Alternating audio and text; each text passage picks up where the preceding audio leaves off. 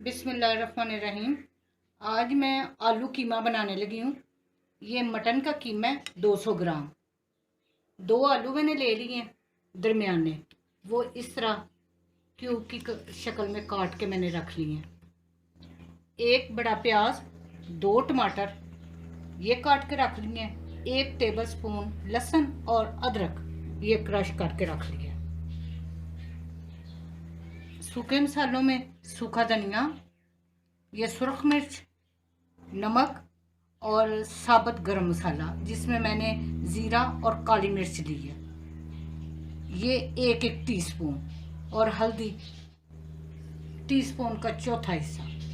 Garnish के लिए ये हरी मिर्ची और धनिया, और एंड पे मैं ये घर का जो बना हुआ गरम मसाला है, या आप बाज़ारी आप जौन सा भी यूज़ करते हैं, मेरा ये चूँकि घर का मैंने बनाया हुआ है, मैं ये इस्तेमाल करती हूँ। तो ये ऑयल मैंने देगची में हमेशा की तरह डाला हुआ है। ये तकरीबन 4 टेबलस्पून, 4-5 टेबलस्पून, आपकी अपनी मर्ज़ी है। ऑयल आप जितना इस्तेमाल करते हैं उतना कर लें। ये मैं लाइट ब्राउन पहले प्याज करूँगी। बिस्मिल्लाहिर्रहमानिर्रहीम। लहसुन, अदरक और प्याज लाइट ब्राउन कलर बस चेंज करना है। इसके ऊपर फिर कीमा डाल के आपको दिखाती हूँ। ये भी साफ डाल देते। अब मैं कीमा जब ऊपर डालूंगी फिर आपको दिखाती हूँ।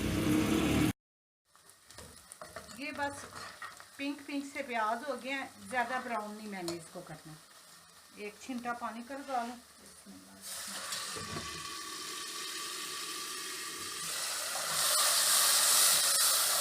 और इसमें ये कीमा डालने लगी।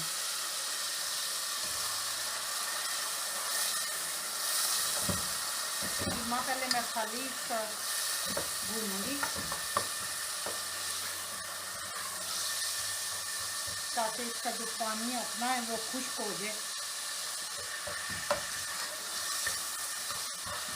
ये 1-2 मिनट में इसको भूनूंगी।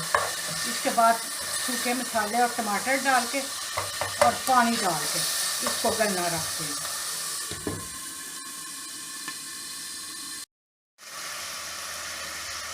ये तकरीबन 2 मिनट मैंने इसकी बुनाई कर ली है। हमेशा प्याज ब्राउन करके जो गोश्त या कीमा, इसको पहले खाली को ज़रूर इस तरह 1-2 मिनट इसका पानी जो अपना होता है ना वो ज़रूर खुश्क किया करें, इससे फिर स्मेल वगैरह नहीं आती। अब ये सारे मैं मसाले जो है इसमें डाल के और पानी डाल के, पहले मैंने कहा है कि टमाटर गलती से मेरे मुंह से निकल गया। टमाटर हमेशा एंड पे डालना चाहिए, क्योंकि टमाटर के बाद गलना जो है ना वो थोड़ा मुश्किल हो जाता है जब टमाटर डालें। बिस्मिल्लाहिर्रहमानिर्रहीम। ये 1 गिलास के करीब पानी डालने लगी हूँ। आप चेक कर लें, मैं साथ साथ चेक करती रहूँगी। आप भी चेक कर लें। जब कीमा एक कनी पे रह जाए या करीब गलने के हो, उस वक्त आपने इसकी बुनाई करके आलू और टमाटर डालने। अब ये गल जाएगा तो फिर मैं आपको दिखाती हूँ। 20-25 मिनट तकरीबन हो गए हैं। मैंने लो और मीडियम आंच रखी हुई है, लो और मीडियम के दरमियान। अब इसमें मैं टमाटर डालने लगी हूँ और बुनाई के बाद मैं आलू डालूँगी। ताकि ये इन्होंने पानी जो छोड़ना है या इसके गलने के दौरान ये भी गल जाएगा।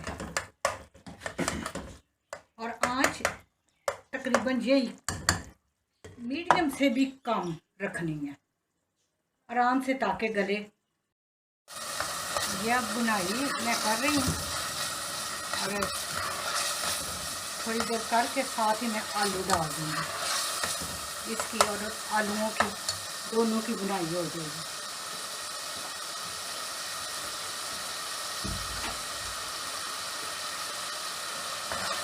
बड़ा इजी होता है पकाना, कोई ये चीज़ें मुश्किल नहीं है। लेकिन जो नए सीखने वाले बच्चे हैं उनको थोड़ा मुश्किल लगता है। क्योंकि इसको मैंने थोड़ा सा पहले भी भुना था, इसलिए ज़्यादा नहीं। ये था, इसका टमाटर भी गल गया। ये आप आलू डाल के अच्छी तरह भुनाई अब इसकी अच्छी तरह कर लेंगे। थोड़ा थोड़ा सा पानी का, जब पानी खुश्क हो जाएगा थोड़ा थोड़ा छींटा पानी का लगा के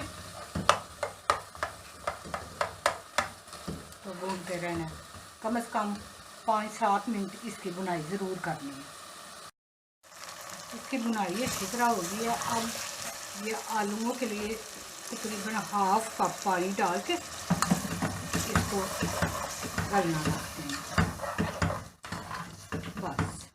और जब जोश इसको आने शुरू हो तो बिल्कुल लो जो है ना वो आंच कर दें, क्योंकि आलू जल्दी गल जाते हैं। और बस आलू कीमा तैयार हो जाएगा। कोई इतनी लंबी चौड़ी रेसिपी नहीं है और ना कोई इतना लंबा चौड़ा काम है।